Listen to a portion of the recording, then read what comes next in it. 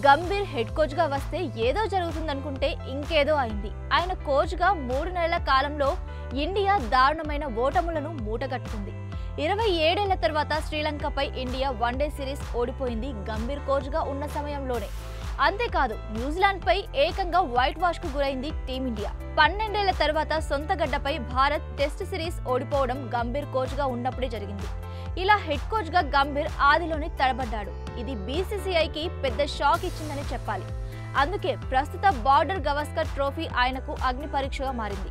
ఒకవేళ BG series లోనూ India ఓడిపోతే గంభీర్ పై చర్యలు తప్పకపోవచ్చు. ఆయన హెడ్ కోచ్ పదవి ఊడినా ఆశ్చర్యపోవాల్సిన అవసరం లేదు.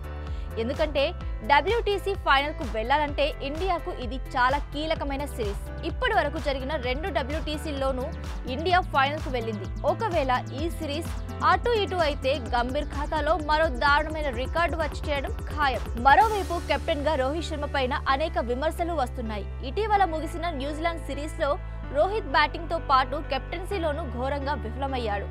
అగ్రెసివ్ గా ఫీల్డ్ సెట్ చేయాల్సిన సమయంలో డిఫెన్స్ అప్రోచ్ ఎన్నుకున్నాడు. ఇది టీమిండియా కొంప ముంచింది. అందుకే ఈ సిరీస్ రోహిత్ కి కూడా చావో రేవో లాంటిదని చెప్పాలి.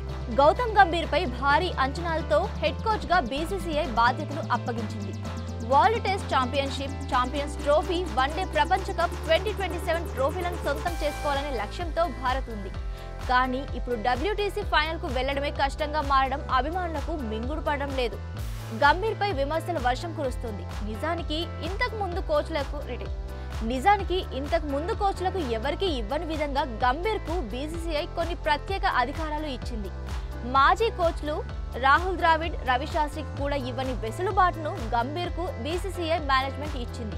సాధారణంగా జట్టు ఎంపిక సమావేశాల్లో ప్రధాన కోచ్ పాల్గొంది. కానీ గంభీర్ కు మాత్రం ఆ అవకాశం కల్పించారు. ద్రావిడ్, రవి శాస్త్రికి కూడా ఈ అవకాశం ఇవ్వలేదు.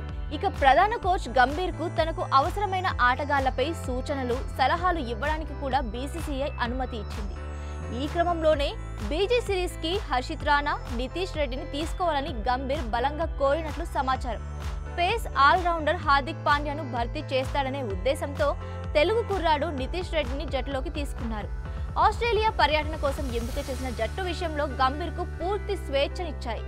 అయితే గంభీర్ ప్లాన్స్ వర్కౌట్ అవుతాయా లేదా అనే దానిపై ఉత్కంఠ నెలకొంది. ఒక్కవేళ జట్టు ఓడిపోతే మాత్రం గంభీర్ దానికి ఖచ్చితంగా బాధ్యత వహించాల్సి ఉంటుంది. ఎందుకంటే ఈ జట్టు సెలక్షన్ మొత్తం ఆయనకు నచ్చినట్టే జరిగింది. అందుకే ఈ సిరీస్ గంభీర్ కు పెద్ద పరీక్షని చెప్పొచ్చు.